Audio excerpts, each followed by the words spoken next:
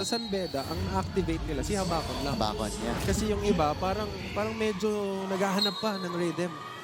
Pero dito sa Letran, dahil na-distribute ng ayos ni Estrelier yung bola, may Padilla ka na pumapalo, may Nitura ka na maganda nilalaro, may Sari na pwede mong hanapin anytime na maganda rin ang pinapalo, may Yen ka na maganda rin ang nilalaro, di ba? So hindi mo kailangan maging selfish kung kanino mo ibibigay kasi lahat sila capable and lahat sila talaga naman makikita mo na nagko-contribute.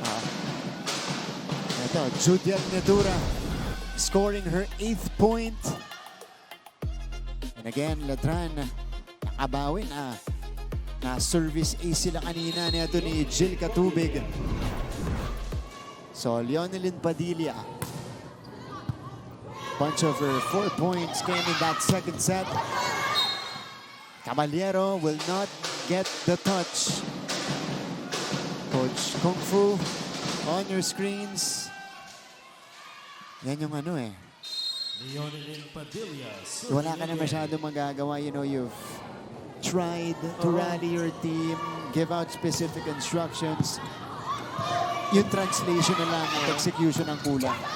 Again, narinig natin yung mga sinabi ni Coach Kung Fu eh, diba? And very direct siya to the point sa gusto niyang sabihin at saka ipaintindi. Ngayon, it's up to the players on how they respond, how they take it, kung ano yung sinabi ni Coach, and how they turn around. How they turn things around for them. This is a test of character for the Lady Red Spikers. Let's see if they can pull through. The plan is looking steady. And there is another point. Vanessa Sari beating the blockers yet again. That time going through Molina. And she wins that battle. Oh, may konting ano pa eh. Di ba? Pero importante kasi yan dito sa part kasi yan ng game yan. No? Nag-elevate kasi yan ng players natin. Tsaka rivalry matchup. So,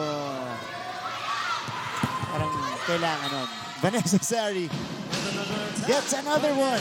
Nadinig ba ni Vanessa Sari yung sinabi ni Coach Kung Fu about power and precision? Kasi parang mas siya yung gumagamit eh. Alam natin na yung palo niya is full of power.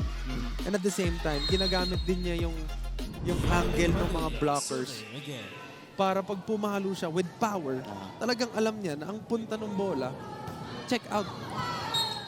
Again, Vanessa Sari getting her old form back could be scary for the rest of the league. Alam mo ba, isa pa ako napapansin eh. Kanina pinag-uusapan natin na whenever nagko-commit ng error yung Letran, sunod-sunod din yung score. Hindi kaya ginagawa na nilang intention. Kasi magkamali tayo ng isa. Tapos kuha tayo ng 3-4 points ulit para sa momentum. And then, makakapatay yung San Beda ng bola. And then magkakamali sila ulit. And then lalaki ulit yun naman. I don't think it's intentional, pero parang yun yung pattern. Parang nagiging ganun ang pattern. Yeah, na medyo yun yung rhythm nila dito sa laro natin. Judiel.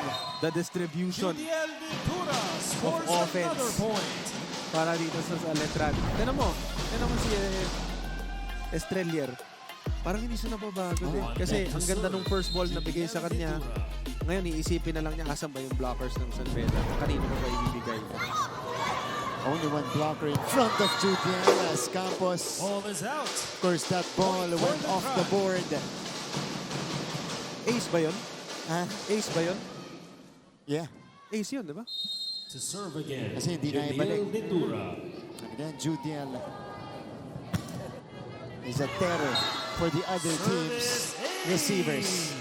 Service ace for Judiel. And Letran jumps into an 8-3 lead. When we return, mapapakinggan po natin ang report ni Gleisel Galpo.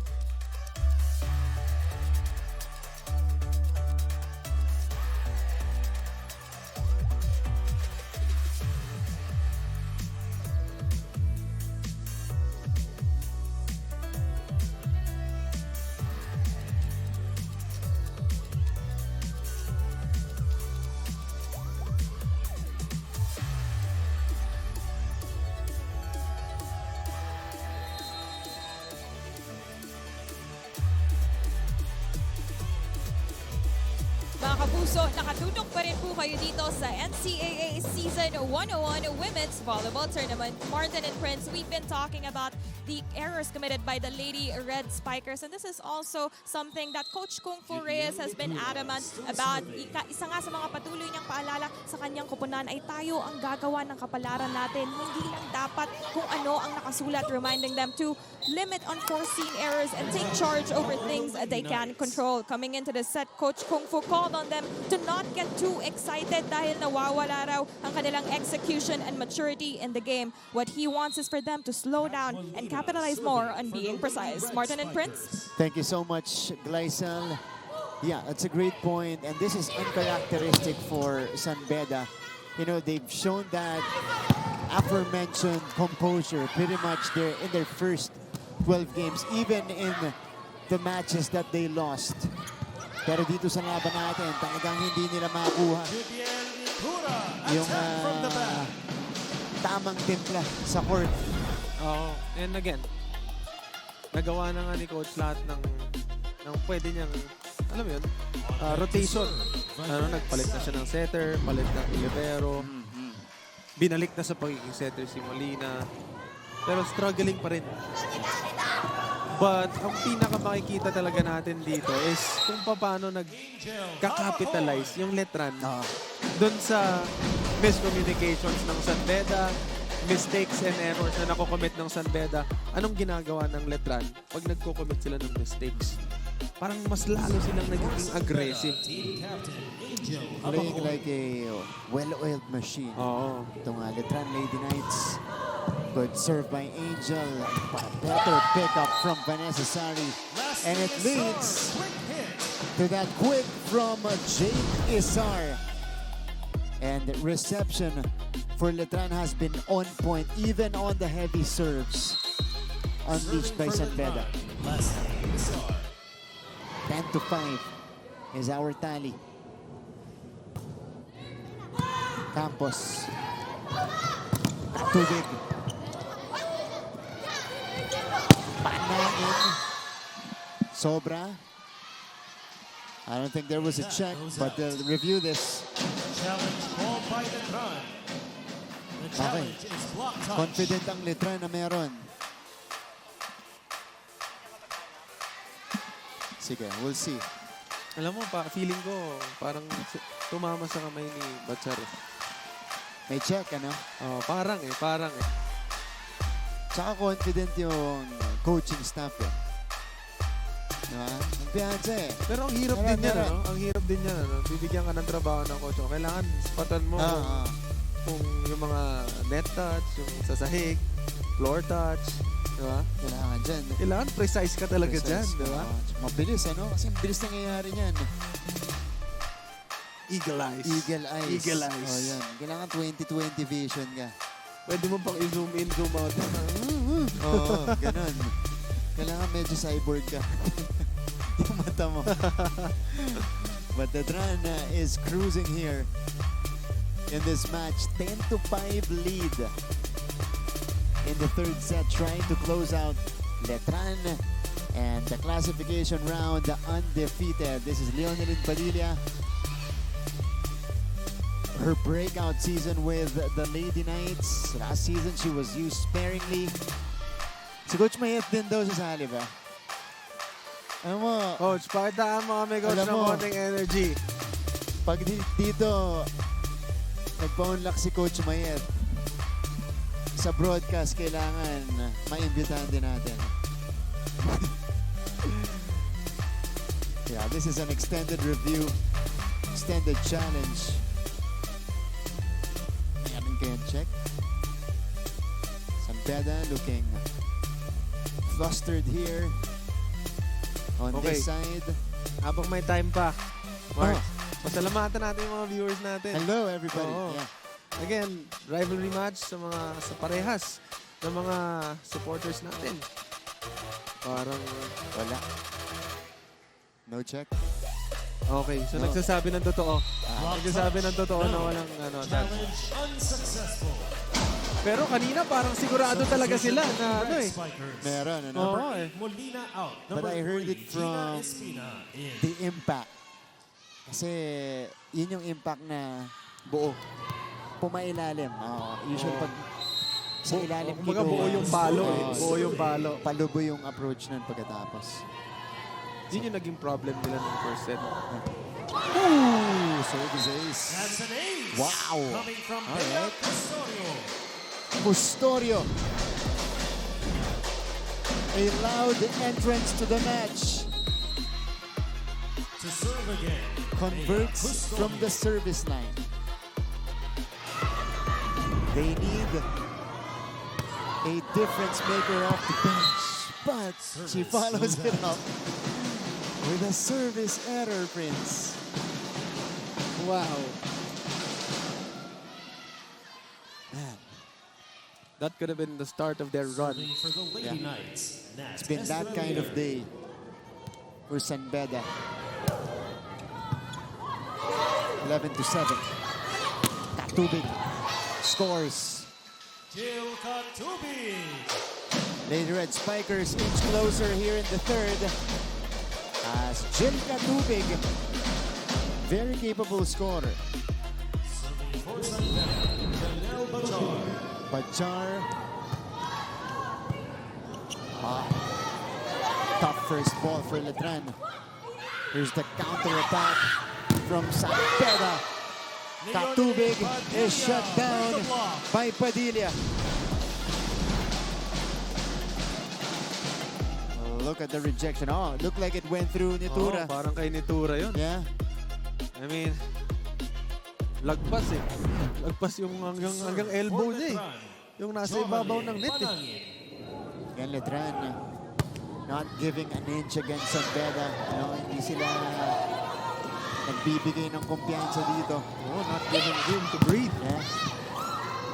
At the activity from Letran's side. Judiel sends it away. Parang ano to eh. Alam mo yung nakalubog ka na sa tubig. Sumusubo ka pang huminga, nilulubog ka pa ulit. Diba? That's right. Not giving them, even an ounce of air para makabalik dito sa game na to. Set number 1, set number 2. Again, the Lady Red Spikers are no pushovers. They're number 2 in Group B, 9-3. Leonelin barely getting there. Katubig. Estrelier saves it. Nitura denied. San Beda with the block. Back down to a 4-point deficit. And Jill Katubig getting a hand on that ball. Jill Katubig.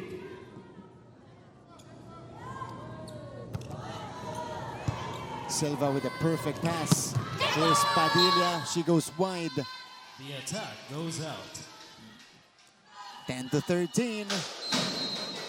Challenge This will blocked be by the challenged. front. The challenge is It's block another touch. block touch challenge by Letran. This time off a Leonelin Padilla attack. We'll see. 9-13 is the advantage here. If you guys missed out on the first game, nanalo po ang Perpetual kontra Mapua. 5 5 setters. sets. Yeah. Pero yun, grabe yung laban na yun. Grabe yan. Nag-boil down talaga sa 5th set. Parang naubos na lang yung parang naubos na lang yung energy ng Mapua That's pagdating ng 5th set. Fifth set. Tapos, yung Perpetual, alam mo yung diesel, Yun. na pagdating sa dulo, tsaka palang nag-kick in talaga yung init ng makina. Tapos tinuloy-tuloy na nila. Lalo, itong si Cyril Almeñana Oo. who poured in 29 points. And most of dun sa 29 points was set number 4 and 5. Yeah. That's when she started connecting in bunches. Was there a touch? It looks like... yeah. Oo, meron. Yep. On that right ring finger. Yes, there is a block touch. Challenge is successful. Successful challenge by Letran. It's 14. Everything serving going 9. Letran's way today. Leonelin Padilla serving. Padilla challenging that first ball. Abacon, that's too tight. Back set for Bachar. Estrelier to Bane. Campos over to Habacon here. Estrelier choosing Nizar. Campos with the pop-up. Habacon flies in down the line. Ready si Panangin. Bane. Ball is still in play. Good activity from both teams. Bachar finally puts an end to it. That was a good rally. Look at this. D-ball for Bachar. And she ends that sequence with an emphatic point. Another chance for San Beda to mount a run, to stay alive in the match. Middle attack doesn't work. Ball is out. Point And for Letran gets Letran. it. So Coach Kung Fu is back with Gina Espina here as his setter. Judiel de Custodio Tura stays serving on the for court. Letran. Judiel with yet another ace. I mean, yung ganong kabigat na balo, parang ang hirap nun tanggapin na Technical timeout. nung paset, di ba? 16-10 for Letran.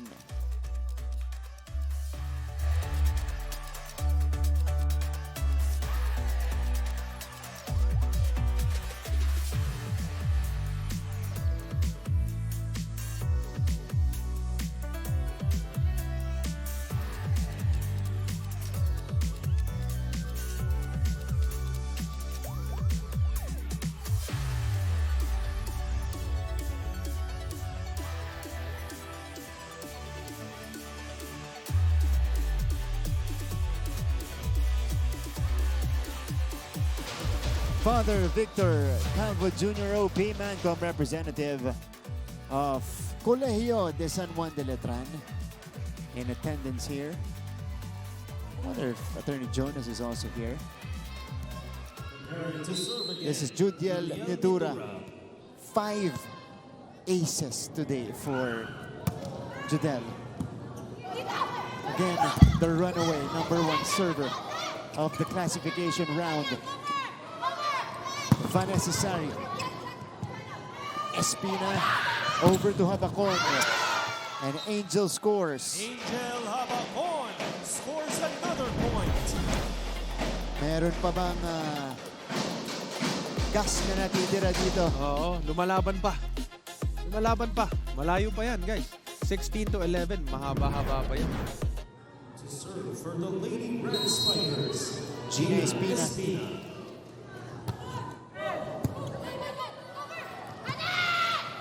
Sari.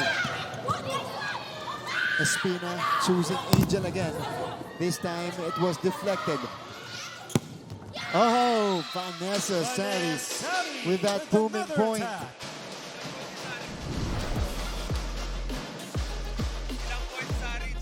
Vanessa Sari even targeting Campos. Vanessa And that hit. serving for the Lady Knights. 17-11.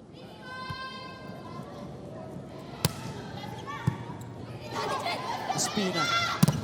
Angel. Angel Habacon. 12-17. Alam mo yung balo na yun, na-block na yun ha, papunta sa atin, parang malakas pa rin eh.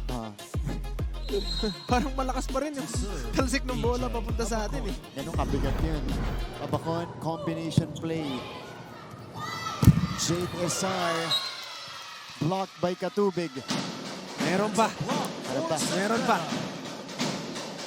But San Beda can't quite get through this 4-point barrier. Let's see if this is their turning point. 16 today for Angel. Ken, only player that's been consistent for them in scoring. And in double digits. Chance for the Lady Red Spikers, an underhand pass. They go to the opposite. Bachar. This is still playable. Panangin. Yes! Jonathan Panangin. Panangin with a point off the bench. Iniwas. She was going right, but she spiked that one, or going left rather, spiked that one cross court.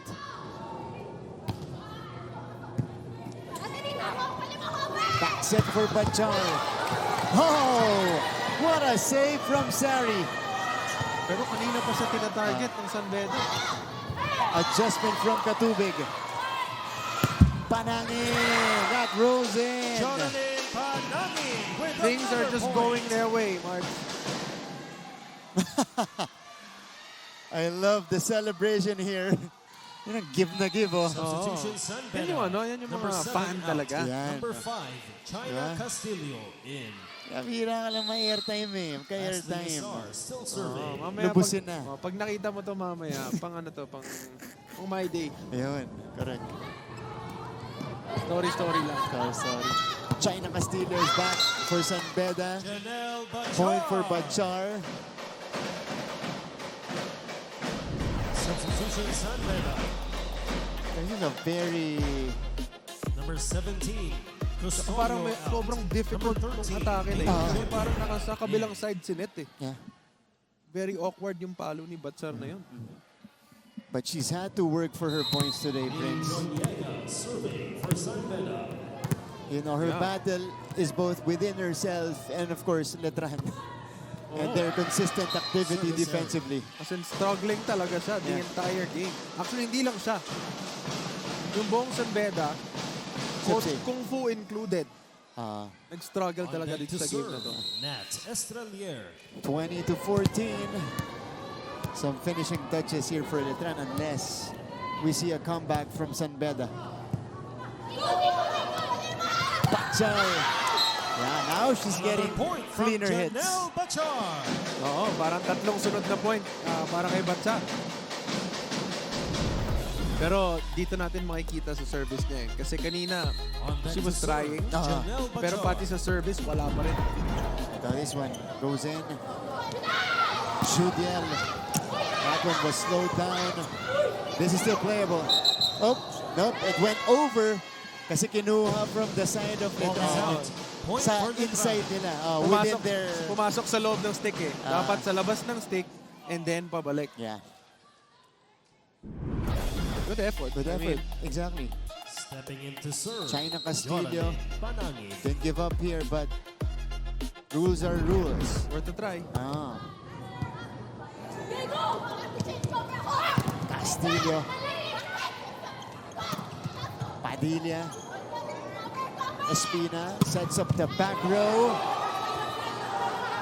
What a pick from Panangin, but Sari Attack error. It was Point good. for San Beda. on the approach and the wind-up. Pero yung impact niya sa bola, nagka-problema. Grabe yun. Yung palo ni Angel, prior to that, ang lakas. Tapos binigay kay Sari, ang lakas din, hindi lang tumagos. Leonelin. Padilla scores. Leonelin Padilla, quick hit. She's been the go-to of Estrelier whenever Substitution they for need the some tie. variety Number 16. on their offense. Giving the ball to her middle in Leonelin Padilla. And Syra Silorio Timeout called by was about to San Beda check in University. before San Beda called for time. Ulit-ulit ang sinasabi sa atin. Lahat ng sistema nakapwesto na lahat yan. Okay? Lahat ng point of reference nakapwesto. Ang tanong, yung taong gumagalaw dun sa gusto natin mangyari, masyado kayong stiff. Hindi natin na-execute na maayos kung gusto natin mangyari. Kasi nga, may nag-hold back sa inyo. Anong meron? Pag-aralan. Hindi ba tayo sa ganitong sitwasyon na papasok tayo ng quarterfinals? May advantage tayo? Hindi ba kayo sanay? Substitution for the tie. Number 16 Kailangan pag-aralan nyo para Number 23, Syra Joy Silorio.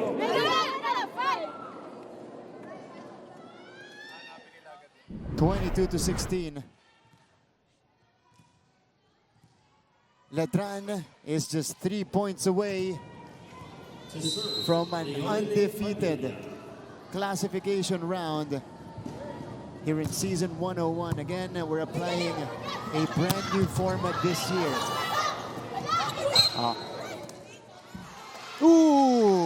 That went to Point for the Letran. Oo, lumagpas eh. Lumagpas. Hindi pa na isi-set yung bola eh. Parang inabot niya na eh. Medyo nakita sa angle ko. Yeah. Oo. Challenge to ni Coach Kung Fu yung reaching beyond. timeout, San Beda Instead University. of challenging, tumimeout na lang si Coach Kung Fu. Erin, alam mo ba na back row yung play ang setter? Alam mo yung ano? So yung violation eh kasi naabot mo yung bola sa kabila, bakla yung setter, sayang. Intindihan? So yung mga ganong situation, dapat compose kayo dyan. Kahit mauna si setter. Intindihan? Kasi yun talaga ang labanan dyan eh. Kung sino ang mas compose, eh kanina pa, first set natin pinag-uusapan. Hanggang ngayon, kaliwat ka ng parin.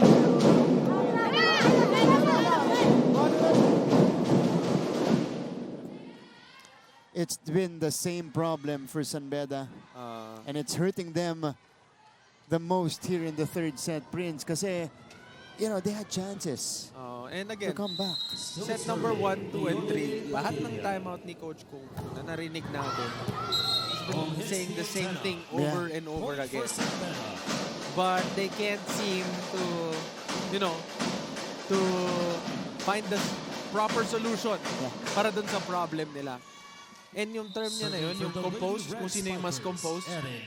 If you're gonna look at set 1, 2, and 3, makikita mo yung Letral kung gaano sila ka-relax. Relax in a sense na hindi yung relax na parang walang gana. Yung pagka-relax nila, parang they came here for a mission. And then, they're here to, you know, represent Letran. And it's a rivalry game again. So, kailangan, pag rivalry game yan, or kung ano man game pa yan, dapat pagdating mo, yung best mo kaagad yung ibibigay mo eh. And since set number 1, 2, and 3, yun yung pinapakita nila eh. Very composed sila, and sa'yo na mismo nang galing kanina, whenever they commit a mistake or an error, they take it back by scoring 2, 3, 4 points na sunod-sunod. And well, that relaxed mode comes from their confidence in the system and their play. But they're not yet done. 20-23, a string of points put together by the Lady Red Spikers. Nilalaro pa natin. Sabi ko, tapusin natin maayos. Still concentrate, like I say, on the timeout. Every ball matters now. They will come back if you don't stop playing. Okay. Yeah, every ball now good. One stop. One stop. Patay tayo. Over tayo. Go. Very good. You can hear in that timeout, Lara May is really the ate of this team. Diba? Medyo pinagsabihan lang niya yung mga players niya na dalawa na lang eh. Huwag nyo na laruin. Pag laro na, tapusin na natin. Kasi imagine ending the elimination round spotless. Yeah. Tapos sweep pa yung last game. Sure. Yun yung sinasabi nila na kung papasok ka ng playoffs, dun sa high note na hinahanap mo. And they are a point away from accomplishing that. And now, for the match, this is the league's best server, Judiel Netura. Over reception. Castillo gets to it. Angel flies. And it drops down. Angel Habacon, match point. San Beda. Susubukan bang kumapit dito? Substitution Lady Knights. Number 1, Itura out. Number Princess 8, Tumayaw and Nishan Colendra. Number 10, Both coming in. Estelera out. Familiar Number 12, double sub Marcel Colendra in. from Coach Mayeth Carolino. Serving for San Beda, Gina Espina. Gina Espina to start. Tumayaw. Sari ends the match. And Letran will finish the classification round undefeated in NCAA Season 101.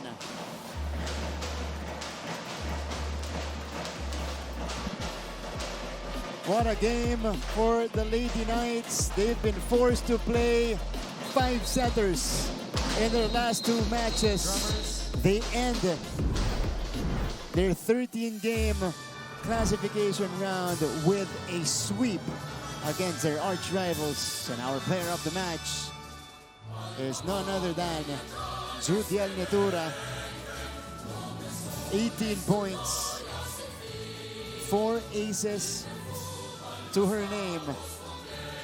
Consistent all throughout and consistently terrorized San Bedo's first ball with her heavy serves. Let's listen in to Letran school him.